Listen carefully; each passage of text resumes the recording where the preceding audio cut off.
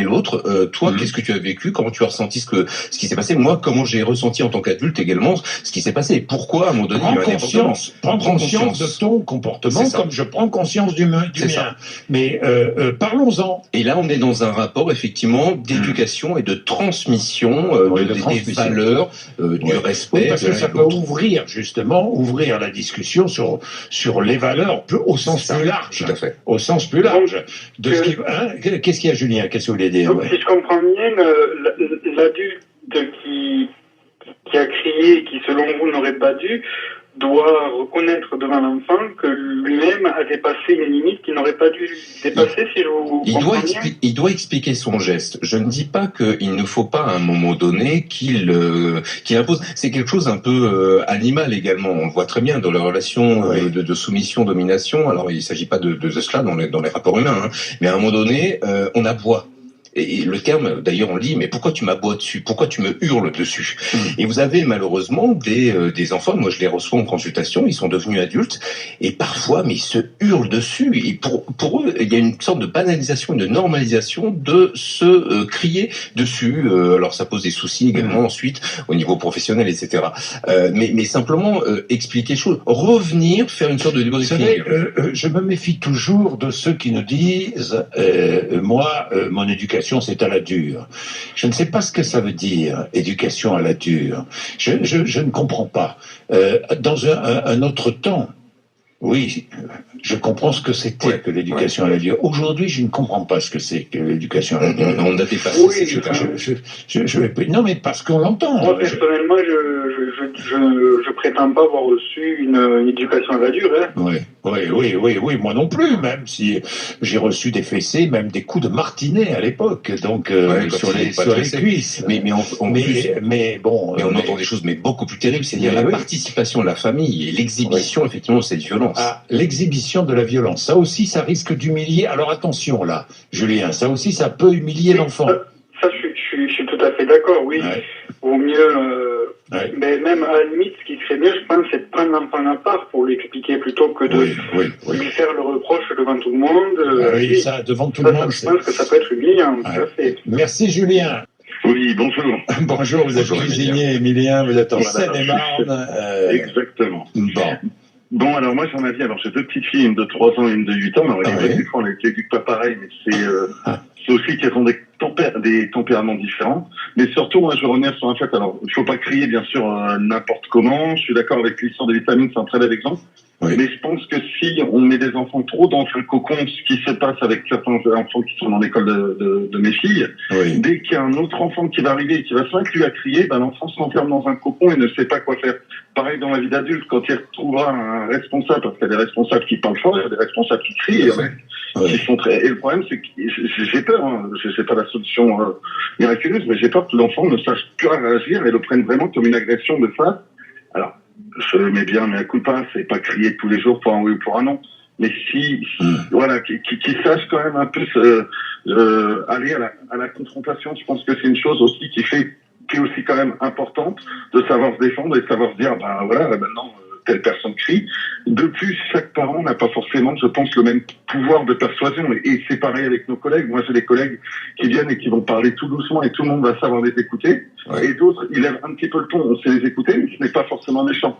Tant que l'intention n'est pas méchante, tant qu'il n'y a pas d'humiliation, qu'il n'y a pas de haine, qu'il n'y a pas de rage et que c'est expliqué derrière, c'est un mécanisme d'adaptation. Je pense que c'est un enfant, tant qu'il n'y a pas une méchanceté, un vrai fond de destruction derrière, parce que on parle vraiment de monter la voie et pas de destruction. Dans les cas, quand on est parent, on est obligé de se contrôler en permanence aussi. Bien évidemment, mais c'est l'école de la maîtrise de soi, être parent. C'est parce que parfois on boue, mais on sait qu'il faut garder raison.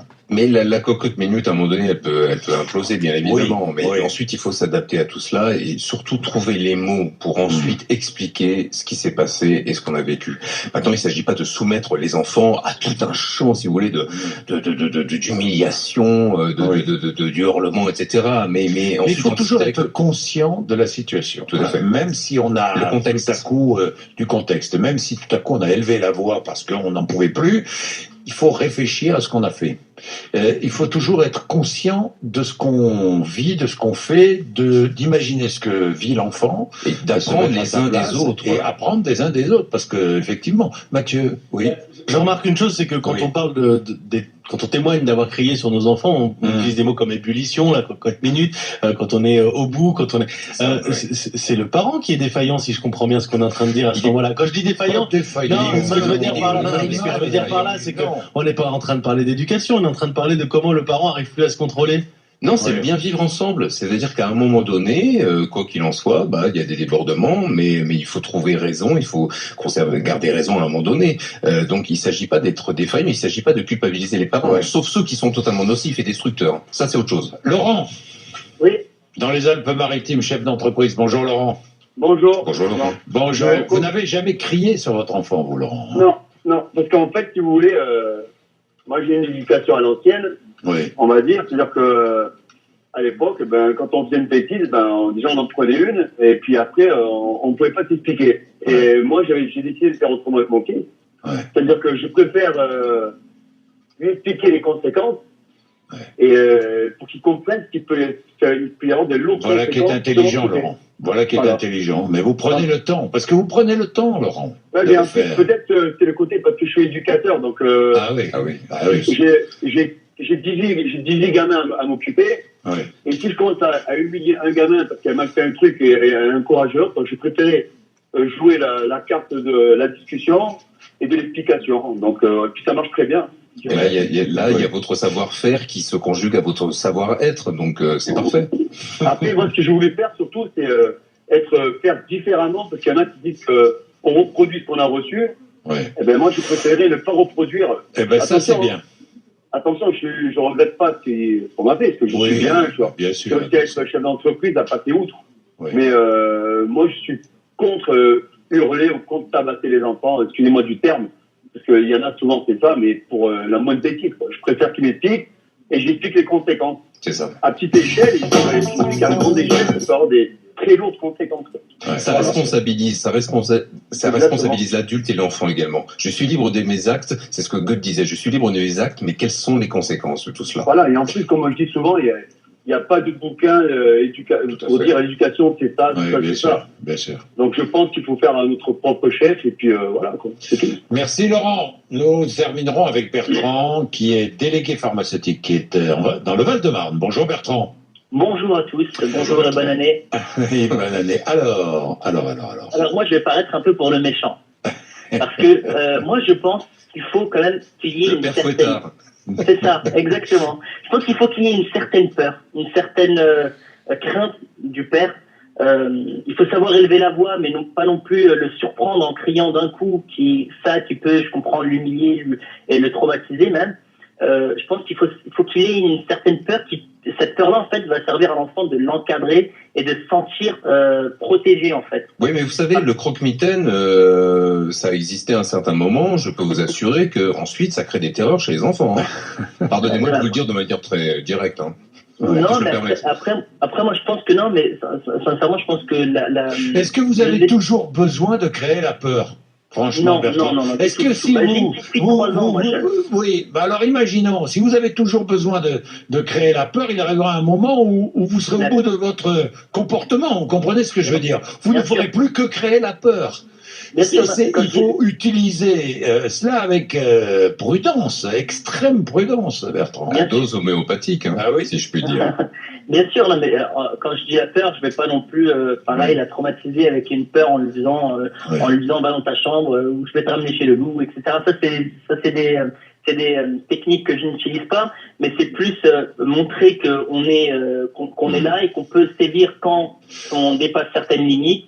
Moi, je pense qu'on peut dire non. Moi, je vais vous dire, le mot non est le meilleur mot de la langue française. Parce que c'est le mot de l'identité, en plus. Dans la vie, mais même la vie professionnelle, la vie personnelle, la vie, le mot non.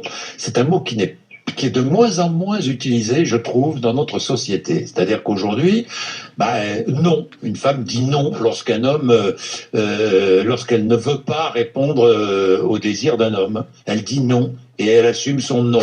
Dans un boulot, il faut savoir dire non aussi, ne pas accepter ce qu'on vous impose et qui ne va pas. Et il faut savoir dire non à un enfant. Mais on n'est pas obligé de crier. On n'est pas obligé de dire non en criant. On peut dire un non très calme. Moi, j'ai ma petite fille de 3 ans, excusez-moi, j'ai ma petite fille de 3 ans. Elle est en plein âge. Non, parfois, vous pouvez lui dire parfois non 10 000 fois. Quand vous rentrez du travail, il y a aussi cet effet aussi de fatigue, etc. Vous rentrez stressé, etc. Vous dites non 2 fois, non 2 fois, arrête. Et elle pense limite qu'elle pense que c'est un jeu des fois. Alors on rigole. Et vous êtes obligé... Elle joue avec vous aussi. Attendez, vous jouez le rôle du grand méchant loup également. Donc forcément qu'elle va jouer avec vous. Elle va vous pousser dans vos retranchements. C'est ça, elle pousse à vous quand vous êtes fatigué. Vous savez que les enfants sont très intelligents, Bertrand. Ils comprennent absolument tout. C'est ce qu'on appelle intuitif. C'est le côté spongiforme de l'enfant, c'est-à-dire qu'ils perçoivent absolument tout. Vous pouvez pas imaginer tout ce qu'ils savent sur vous. Et vos faiblesses également. Non, mais c'est vrai. Ils connaissent mieux nos faiblesses que nous. Évidemment. Vous savez pourquoi ? Vous savez pourquoi ? Parce que l'enfant est tourné vers ses parents, qu'il l'observe en permanence, sans même qu'on le sache, sans même qu'on le devine. Hein, c'est l'auto-observation permanente. Mais bien sûr. Merci Bertrand. Merci à vous et bonne journée. C'est très sympa. Merci Bertrand d'être avec nous. Bien, Pascal Neveu, nous allons terminer là. C'est dommage, c'est passionnant. Que disent les auditeurs derrière ? Peut-on éduquer sans crier ? Réponse finale, oui. À 54%. Ah oui, mais c'est pas si majoritaire que ça. C'est majoritaire, mais j'aimerais penser à un chiffre plus important. Bon, merci Pascal Neveu d'être venu nous voir. Vous êtes psychanalyste passionnant, comme toujours, 9h30. Notre second bureau de vote dans un instant. Tout autre chose, faut-il remplacer les peines de moins de 6 mois par le port du bracelet électronique, oui ou non, par SMS au 6 10 71. RLC.